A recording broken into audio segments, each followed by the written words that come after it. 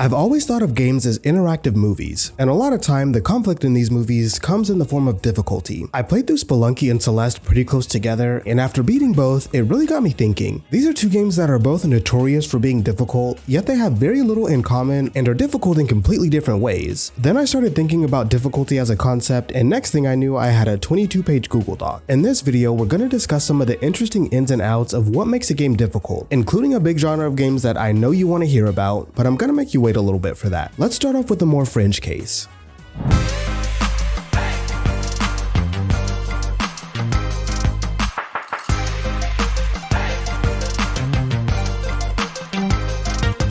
Yeah, this probably isn't where you thought we were going, is it? But really think about it. Have you ever played a competitive game against someone that was way better than you and it felt like you literally didn't get to play? That is legitimately one of the worst feelings a gamer can have. But it's the nature of any head-to-head experience. There's always going to be someone better or worse than you, and this presents a bit of a unique take on difficulty. Difficulty in multiplayer is interesting in that, for the most part, I wouldn't say competitive games are designed to be difficult. They should be designed around fairness and, of course, above all else, being fun. But the infrastructure of these games lends itself to, at some point, being tough. Whether it be due to a large gap in skill or something completely out of your control like bad teammates or terrible luck, you will at some point find yourself having a hard time in a multiplayer game. Arguably the biggest reason for this is that there's no trial and error the same way there is in a single player game. You can learn the patterns of a tough boss and you can learn the layout of a challenging stage, but you can't crack multiplayer in the same way. There are just too many variables. Now, yes, you can get a feel for someone's tendencies and strategies as a match goes on, but this doesn't do you any good in a battle royale or in games where players are rewarded exponentially for performing well, like having good econ in Valorant or earning kill streaks in COD. By the time you catch on, the battle might be too far uphill.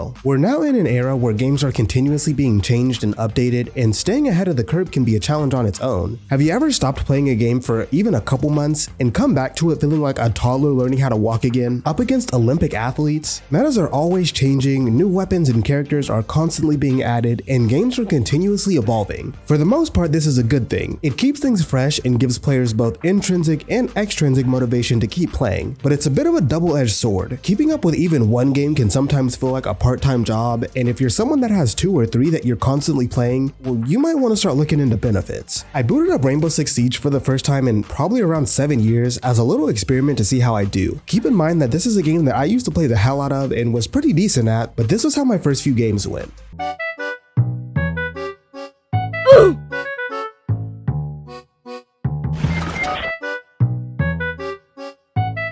Flawless victory.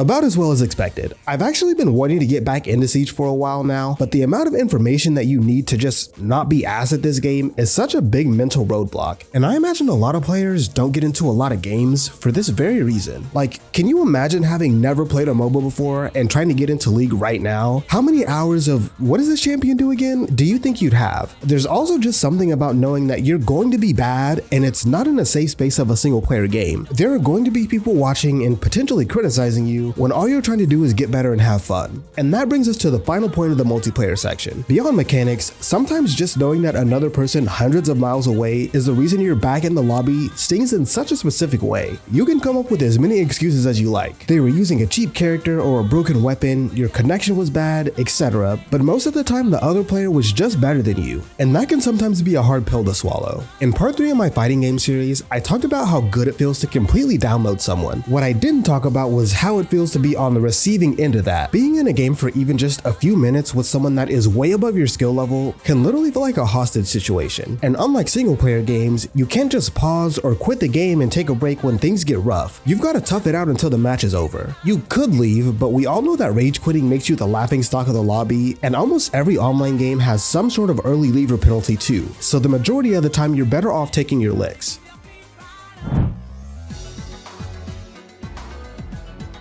Now let's take a look at how differently games can handle difficulty.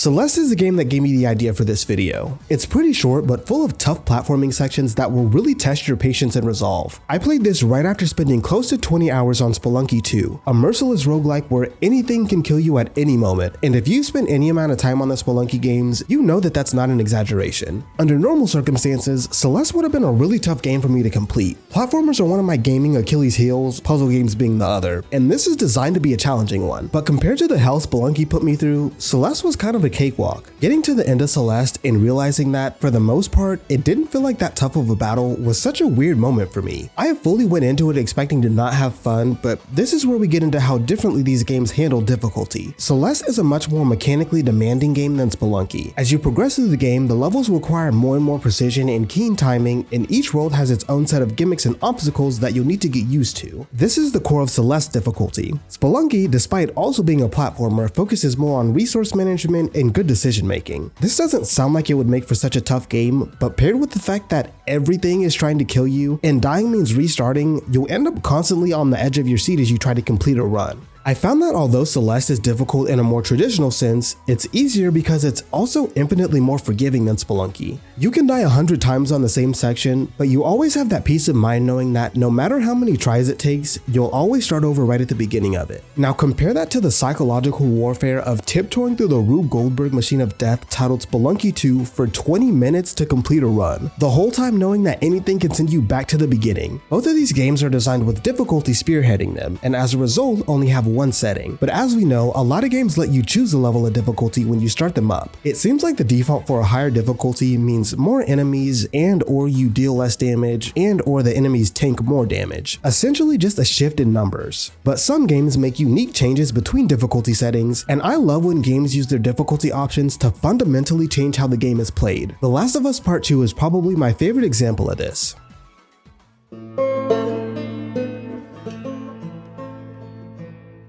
I completed my first run of The Last of Us Part 2 on the standard difficulty, but I read online that the gameplay changes drastically on the higher levels, so my second playthrough I played on Survivor, and the two runs were completely different experiences. On moderate, there are moments where you'll find yourself low on supplies or ammo, but the drops are so generous that you can essentially shoot your way through the game. Worst case scenario, you craft a medkit after an encounter and go into the next one a little light on bullets. You cannot play like this on Survivor. Supplies and ammo are extremely scarce, and there is rarely a moment where you aren't in need of something. I don't think I had a weapon at maximum ammo capacity for my entire run. The AI is also much better, so even if you have the ammo to shoot through an encounter, it's likely that you'd leave it wounded and would be at low health until you can find the supplies to craft a medkit. Since you can't shoot your way out of trouble in Survivor, you've got to get a little creative with the combat. First off is using your crafted gear more effectively. Getting a double or triple kill with a molly is huge and a great way to save on bullets. Likewise, you can use smoke bombs more defensively as a means to dip back into stealth when things get a little too chaotic. But if worse comes to worse, you can just run or sneak past an encounter without killing anyone. I don't know why, but this thought literally never crossed my mind until my second playthrough. I remember spending probably close to 30 minutes slowly stealth killing my way through this encounter on playthrough 1, and the second time around I straight up did not have the supplies to fight these people, so I just ran through it. With all of this, the game goes from a test of mechanical shooting skill to a test of wit and endurance the higher up you go on the difficulty ladder. There's a particular moment that really made this click for me on my second playthrough. During Ellie's half of the game, there are two separate encounters that are a fair distance away from each other. They're far enough apart that you can take them out independent of one another if you can afford the firefight. But on my second playthrough, as per our recurring theme, I didn't have the supplies to take them both out. So purely as a test, I let off a couple death pops to lure both groups out, and surely enough, they started fighting each other. Afterwards, I was able to pick off the remnants of the fight. My mind was blown. Last of Us Part 2 has some pretty impressive dynamic systems in place, so I wasn't really surprised that it worked, but again, this was something that I would have never thought to even try my first time playing, and it felt great coming up with an alternate solution to a more basic problem.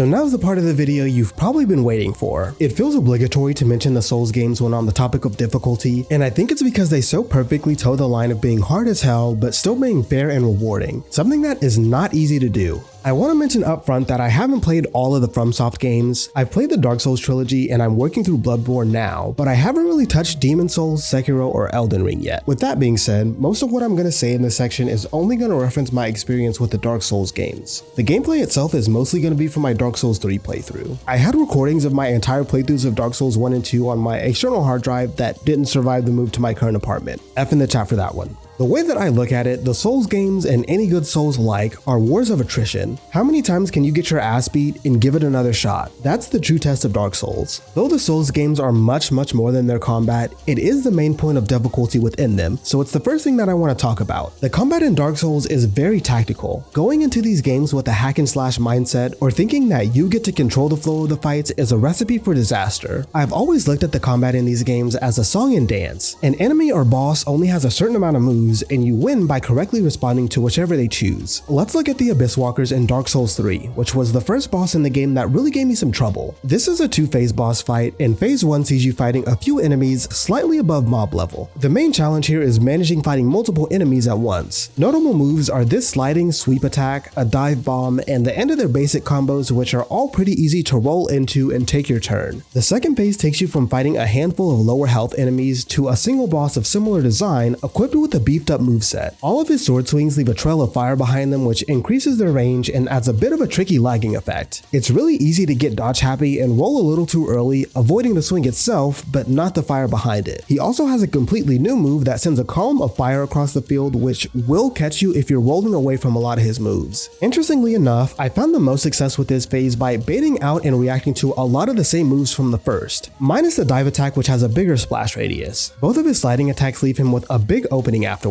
but you have to pay attention to which one he's doing because one is a single attack and the other has a pretty nasty follow-up. In the same vein, his combos are scarier now with the fire, but if you can get the dodge timing down, you can still score some free easy hits at the end of it. Something worth noting is that everything I just talked about is pretty specific to me and my playstyle. If you use a lance or a whip, which would both have more range but slower recovery, your openings are probably different than mine. And magic and bow users are essentially playing a completely different game. I bring this up because with how differently all of the weapons and builds work, a lot of the time a guide won't help you the same way it does in other games. You're better off fighting the boss, dying, and resetting until you find out what works for you specifically. And that's the general ebb and flow of combat in Dark Souls. Every time you run into a new boss or enemy, you fight them enough to learn their patterns and openings. I want to stress that because essentially all of your deaths when it comes to fighting in these games will be because you got a little overzealous and took one too many swings after finding an opening, or you panicked and spammed your dodge rolls instead of timing them, or you tried to block too much and ran out of stamina. Balance and patience are key here.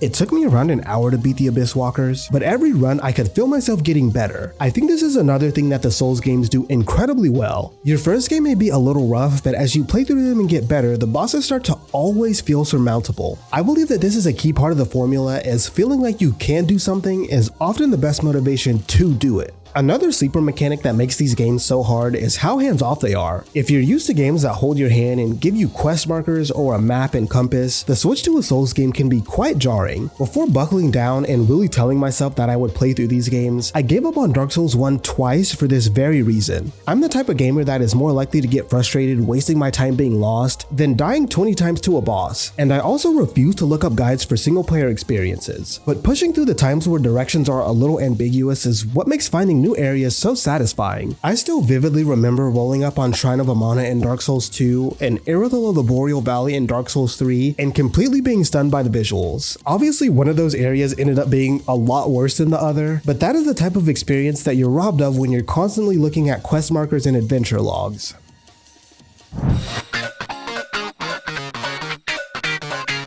From a developer standpoint, I'd imagine difficulty is one of the most challenging things to dial in. There are tons of factors, but here are some of the biggest things I look at as a player. I spoke a few times in the last section about how Dark Souls always manages to feel fair, and that's because it's assuredly the most important thing to me when it comes to difficulty. Losing and feeling like there isn't anything you could have done to prevent it is such a dogshit feeling. Fighting games are infamous for having computers that will literally read your inputs and calculate what the best way to counter is on higher difficulty settings, which I probably don't need to tell you isn't the best experience. Similarly, you also have to make sure that things are still fun when a player decides to take a tougher route. Now, obviously this is pretty subjective, but it's why I'm not a huge fan of when games just crank up the numbers rather than specifically tune each difficulty option. All it really equates to is longer, tedious gameplay sections that often outstay their welcome. However, I am a fan of when games include difficulty that is completely optional. This gives the player a choice to either forego tough sections entirely if that's not something they're looking for, or come back later once they've mastered the game's mechanics. Going back to Celeste, the strawberries are an excellent example of this, but more recently, Mario Wonder has a hidden 8th world that is full of hard stages to serve as post-game content. If you're someone that loves a challenge or can't get enough Mario, this is the wrapping and bow on the game. But if you don't particularly care for the extra layer of challenge, you can fully complete the story without ever interacting with this world. Some gamers will opt for a more challenging experience just because that's what they want, but I feel the majority of us aren't going to do it just for the hell of it. In most cases, there needs to be a tangible reason to choose that higher setting. Let's look at Hades, another masterclass in the area of difficulty. Hades is a pretty tough game from the minute you boot it up. You'll probably die more than a few times on your way to fight your old man, but after beating the game for the first time, you'll find that if you want to use that weapon to collect more bounties from the bosses, which are used to upgrade weapons, decorate your chambers, and increase your relationship with the gods, you'll need to start engaging with the heat system. Heat is a very clever mechanic in Hades that encourages players to increase the difficulty of the game in a custom manner. You'll choose from a list of modifiers like higher enemy density, increased prices at the shops, having to beat each world with a time limit, and lowering the effects of all healing until you reach the required heat threshold for bounties to start reappearing. You're free to mix and match them however you like to fill up your heat gauge, which means customizing the difficulty of a run to your preference. After beating the game with a certain heat level, you'll have to increase it again to keep getting bounties, so before long your runs will be a lot tougher than when you started the game. But because you build up the difficulty as you play the game and get better, it may not feel like that big of a jump. The heat system ticks pretty much all of the boxes for me in terms of difficulty. As the player, I have a tangible reason to engage with it, and with how much diversity you have with the mods, it doesn't ever feel like a chore to make the game harder. If you try a combination that's a little too tough or easy, you can just tweak it on the next run.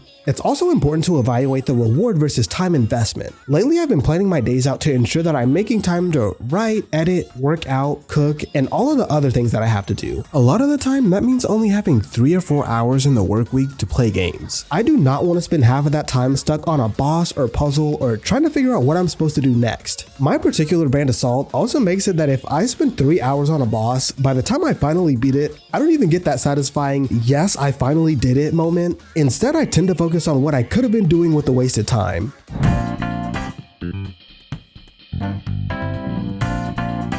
The last thing that I wanted to talk about is when players take matters into their own hands. Some games are not meant to be challenging, be it due to their target audience or just the nature of the game, and even games that are made with difficulty at the helm, eventually people start to crack the code. In either scenario, it's often at this moment that gamers start imposing challenges on themselves. Speedrunning, no-hit runs, or randomizers are some examples of this, but most prevalent, we have the Nuzlocke. It's no secret that Pokemon games, despite having a player base that spans generations, aim themselves towards kids, and as a result, tend to be pretty easy. I will say that the second DLC for Pokemon Scarlet and Violet is actually pretty challenging, but the tranquil nature of these games is bad enough that people have come up with their own set of rules to make playing them a more hardcore experience. There are quite a few rules for a Nuzlocke, so I'm not going to list them all, but the two biggest are that once a Pokemon faints in battle, it's gone forever, and you can only catch the first Pokemon that you run into in every route. In tandem, these two rules really force you to strategize in ways a regular playthrough doesn't. Normally, if you know the next gym leader is a water type specialist, you'd make sure to bring a grass or electric type to the battle. But in a Nuzlocke, if you got bad encounters or a couple of your Pokemon have already died, that may not be an option. You have to be able to roll with the punches when your Pokemon faints to an unfortunate crit or when you don't have the right ones to bring into a fight.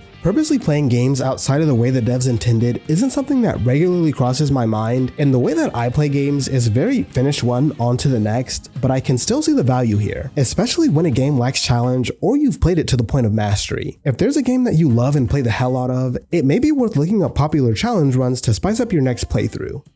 Hey, thanks for watching the entire video. If you made it this far, I'm gonna assume that you liked it, so do me a favor and leave a like so the algorithm knows to recommend it to more people. If you really liked it, consider subscribing to the channel to stay updated on any future uploads. Let me know what your favorite difficult game is in the comments below, and I'll see you in the next one.